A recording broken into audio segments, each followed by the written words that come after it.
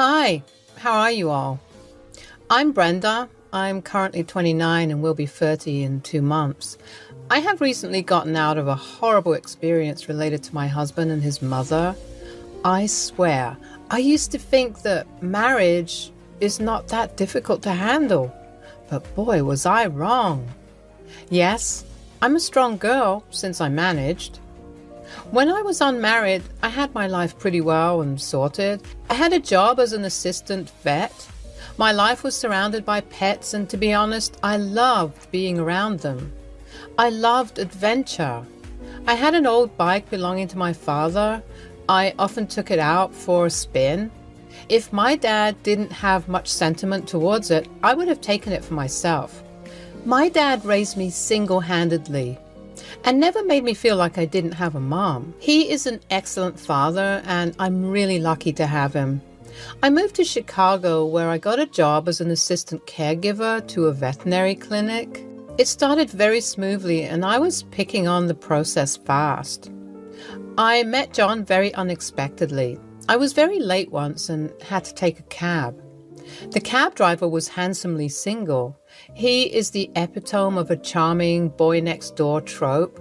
He had some bomb-ass features, especially his hair. It looked so soft and silky. He was my type. He was also too smooth with his words. "So, ma'am, where to?" His smile was radiant, and he gave me a cheeky smirk now and then. Sometimes he would lock eyes with me through his mirror. I would blush, but I didn't give any unnecessary signs. "What's your name, if you don't mind telling me?" "Why do you want to know that? Want to take me out or something?" "I mean, I don't mind if you don't." Winks. "Please, you are not my type." Ouch, that hurt. "Well, how about being friends?" "Depends on how you are treating a lady." "I'm just messing around." "Okay then, deal. Do you like Italian? I have a great restaurant in my area. You would love it, I guarantee." "Are you serious about taking me out?" "Well, I love Italian. Sounds great." That day, I was highly energetic at work. My colleagues were very amazed by my grand gestures. There was usually this one dog that annoyed me a lot, but I managed to keep my calm even in that situation. Pauline, my go-to buddy, came skipping towards me. She then gripped my shoulders tightly and looked at me with a cheeky grin. "Girl, what's going on? Am I missing anything? Are you hiding something from me?" "Jesus, get a grip. You scared the shit out of me. Everything's good. I'm just really happy." "Yeah, sure. Is that the reason why you've been spacing out during the case discussion today?" "What's the source?" Well, I met a really cute cab driver today. His name is John. He offered to treat me to an Italian restaurant today." "Say what now? A cab driver? Bruh." Now, don't judge." "I mean, is he that cute?" "Yes, he is. If I get a snap of him, I'll send it to you. But you better not hit on him. He's mine." "Oh, please. I have eyes on someone else. He's pretty cute too." Winks. That evening, I was picked by John. He was smelling nice and looked so good. I was nervous and fidgety. I mean, it is my first time trying to find the man. He took me to a very beautiful place by a small lake. It was a cozy place and maybe not that posh, but the food was amazing. John's deep brown eyes, framed by thick, expressive eyebrows, are his most captivating feature. They are warm and inviting, radiating kindness and sincerity. When he smiles, his eyes light up, revealing a genuine and infectious joy that draws people towards him. Gosh, it was hard to fall for that smile. We stuffed ourselves with pasta and wine and ice cream. A wonderful evening. He gave me another offer. He said he would make me meet his mother since she would like me a lot. The way things were moving too fast should have been a dead giveaway that this all was a red flag. "So, you live with your dad?" "Not. Dad stays with my uncle in Michigan." He got this house long back for themselves, but then Mom left and he and I started to live. But you know, my dad's not a fan of staying in one place for long. He loves traveling. He owns a beautiful bike. It's old and all, but it's still sturdy to go on. He visits me sometimes, like currently he's here right now. He would leave in a week. Wow, your dad sounds like a rock star, like a total biker badass. Would he even like me? That again depends on how you'd approach him. After all, he is the type of father who protects their daughter from a freaking fly, so. And he is wary of men around me. The last time I brought a guy to my place, he scared him off just from the door. That was some scene, I swear. The guy practically pissed his pants off. Well then, how about we bet on it again? I mean, I won this time. You like the place and the food and me? So let's see if your dad likes me too. I put a bet on $20. I am winning the 20. You will not be able to win. I tell you, he is too difficult to impress. Oh, Brenda, you just don't know me yet. I am Smooth Mr. Cool. I will impress your dad so hard, he would be bound to get us married. Just watch me. Okay, Mr. Confident. We quaked with laughter. I mean, I thought he was joking, but man, he was dead serious. When I returned home late, my dad was sitting right there looking very concerned. Yes, young lady, where were you? I mean, it is midnight. Oh, Dad, well, I was working overtime. There were a lot of clients and emergencies, so I had to stay back. I wasn't born yesterday, Brenda. Who is the man? Dad? There was no man. Please, you are overthinking. I was just with Pauline. I called Pauline. She said you were outside with a friend. Who was it? Okay, fine. He was just a friend, an old friend. He wanted to go out with me to chill, so I said yes, that's all. And how come I've never heard of this friend before? And why didn't you bother telling or at least calling me once? You know I'm worried about you, Bren. Sorry, Dad, I am. I would keep this in mind. He's a cab driver and he is a very sweet person, so please, you can relax. Why a cab driver? Ugh. All right, fine. Just next time, please inform your father. The next day at work, I jumped at Pauline. She was very startled at first, but then realized why I did that. Girl, why the hell did you tell my dad about John? Bruh, chill. I just said you were out with a friend, and why wouldn't I? What if that twat murdered you and dumped you somewhere? Oh, come on. He was so adorable and such a gentleman. I'll be meeting his mother soon, and mother? Hell no. You're going too fast. The first date doesn't determine anything.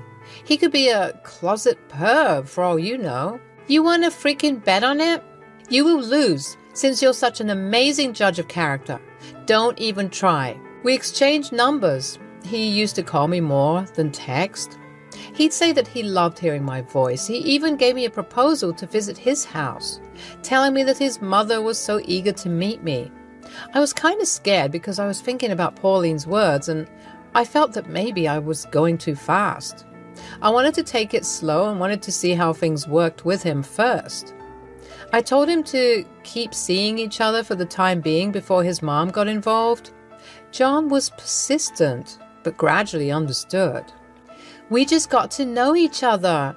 And as much as I love hanging out with you, I'm still new to this and I want to get to know you properly first. I mean, you are adorable and I like you, but I want to like you more, you see?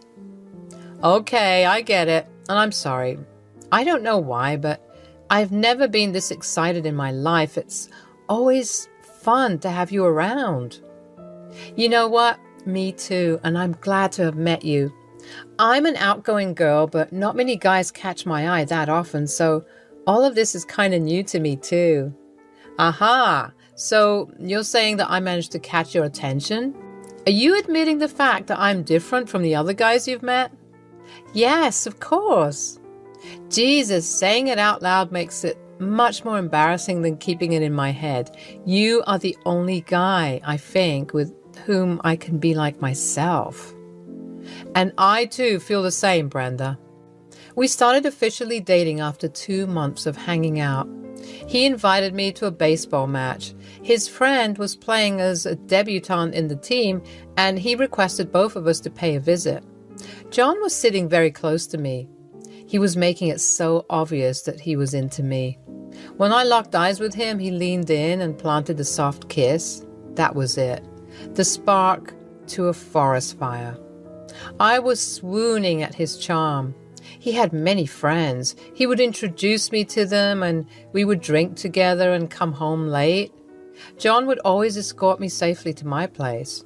My dad was always keeping an eye on him every time he dropped me off. The last time he did, my dad stopped and told him to pay a visit for some dinner. Just the three of us.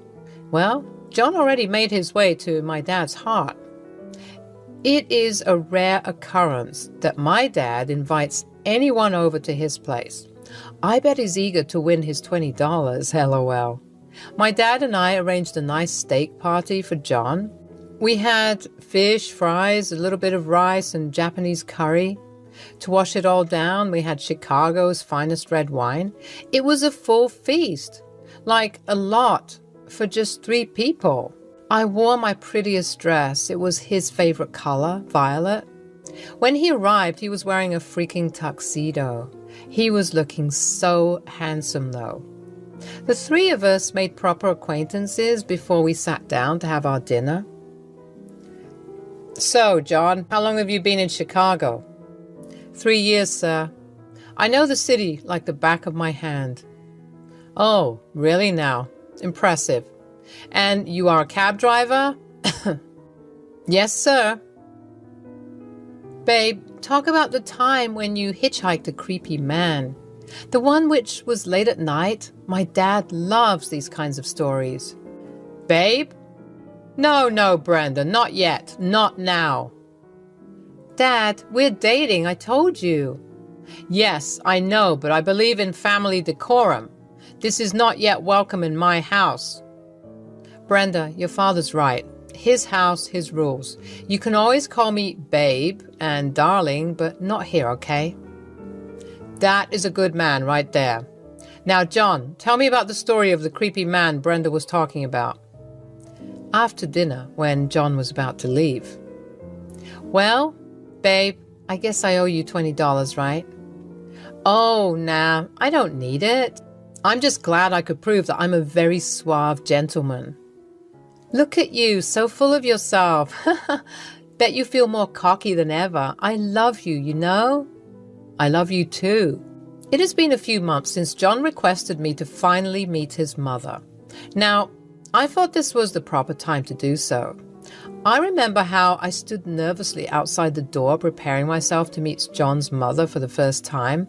A wave of anticipation washed over me. John had spoken so highly of his mother, Jackie, and I wanted nothing more than to make a good impression in front of her. I took a deep breath and knocked on the door, my heart pounding with every passing second. The door swung open, revealing a woman with a warm smile and kind eyes. She welcomed me inside with open arms, and I couldn't help but feel a glimmer of relief. It seemed like everything was going well, and I hoped this meeting would be the beginning of a beautiful relationship between us. Throughout the evening, Jackie showed genuine interest in getting to know me. She asked about my family, my hobbies, and my aspirations. I eagerly shared my stories, hoping to connect with her on a deeper level. As the night progressed, I started to feel more comfortable in her presence, cherishing the chance to bond with John's mother. But amidst the pleasant conversation and laughter, I couldn't shake off the feeling that something was off. Jackie's smile, though warm, seemed forced at times, and her gaze occasionally flickered with an unidentifiable emotion. I couldn't help but wonder what lay behind those eyes. As dinner came to an end, Jackie excused herself from the table, leaving John and me alone for a moment. I turned to John, my eyes filled with curiosity and concern. "Do you think your mother likes me?"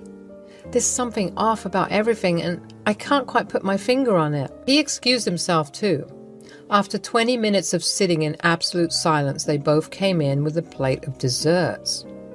"You know, Brenda, it has been a long time since I met someone as wonderful as you. My son is extremely lucky to have found you. He always had an eye for the good stuff." "I mean, I won't deny it. He does find his way into people's hearts. He gets me too. You have raised your son well." "So, have you guys thought of marriage yet?" Did my boy pop the question.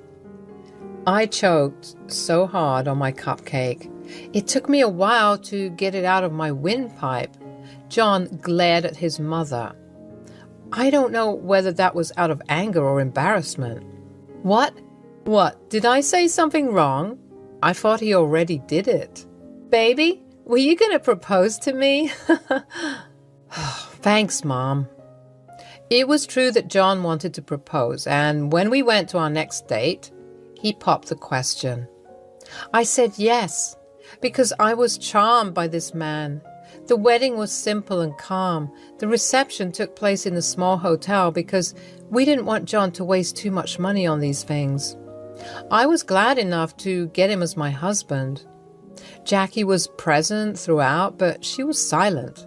That stone-cold expression returned on her face. Her mind was probably bubbling with thoughts that I would never know. She seemed very half-hearted. I mean, I would have empathized with her if she was feeling sad that her son has grown up and was getting married. But I couldn't even empathize with her after the stunt she pulled off. John moved in with me to my house. My dad already headed back to my uncle's. He said he would visit soon. John and I more or less settled down well. We made some changes together. John turned our bedroom into his dream room. I don't mind much because I'm not picky about decor. I got to arrange the living room and a bit of the kitchen. Pauline visited us shortly after getting married. She was extremely ill, so she couldn't come before. It was nice to have her and John get to know each other. Everything felt perfect until things started missing from my house. What do you mean, missing? First it started with my accessories, then my favorite jacket. That was a costly one too. Small things are disappearing now and then. Okay, that's weird. Did you talk to John about this? I did. He kept saying I probably misplaced it. I mean, help me look for it, but he wasn't too keen. Should I come over and help you out? I am your good luck charm after all. It's all right. I'll deal with it just fine. I probably did misplace it. After all, I cleaned the whole freaking closet. This still didn't give me much assurance as things kept disappearing into thin air. I would often think about it at my workplace. This went on for a year, especially when John and I went on our honeymoon. I returned to a trashed house, like someone entered and they made a huge mess. There were beer bottles, unwashed dishes, and smelly clothes. I thought it was my dad since he is the only one with spare keys, but when I called him, he said that he was still at my uncle's. I didn't fill in any details because I didn't want him to get worried. I thought maybe John and I could somehow solve this issue. One day, I finished work early. At the door, when I was taking out my keys, I was somewhat feeling uneasy, like a feeling of danger washed over me. I put the keys in, but the door was not fully locked. I went inside, tiptoed, not making a single sound. It was another house intrusion. I could hear sounds from the bedroom. I took hold of an umbrella that was kept at the corner and slowly made my way to the sound. I peeked through the corner, and to my astonishment, it was Jackie. She was trashing my entire closet, even wearing my favorite jacket. The moment a yelp of protest came out of my mouth, she turned towards me. "There you are, the woman who bewitched my son. Do you think you can get away with this?" "What on earth? How the hell did you get in here?" She suddenly lunged at me while yelling. This is my son's house, not yours, you filthy vermin. These are all mine, my things. You don't even deserve this life. The first time I saw those eyes, I saw nothing but filth. She grabbed my hair tightly. I was so scared and hurt. My hands automatically lifted themselves. The umbrella came down on her head. It was not a massive blow, thank goodness, but enough to knock her out. I called the cops and John. Jackie confessed to her misguided intentions, tearfully admitting that her actions stemmed from a deep-seated fear of losing her son. She apologized profusely, recognizing the pain she had caused in our relationship and the violation of our privacy. Her love for John had driven her to desperate measures, but she now understood the gravity of her actions. She was okay and handcuffed. I showed her and the cops my property papers as proof that I was not the crazy one there. The cops found Jackie guilty of intrusion and theft. They also gave me a warning to use weapons carefully on people. John sighed, his face filled with a mix of regret and sadness. Brenda, it's complicated. Jackie has always been overprotective and she couldn't let go of me when we got married. She had this misguided belief that she needed to protect me at all costs, even if it meant crossing boundaries. And you? Are you a child, John? Don't you have any sense of right and wrong? I'm sorry, Brenda. I didn't think this would go that far. The fact that your mother was so sweet and sugar is sickening. Her real intentions were hidden by that pretty smile of hers. I can't take this anymore.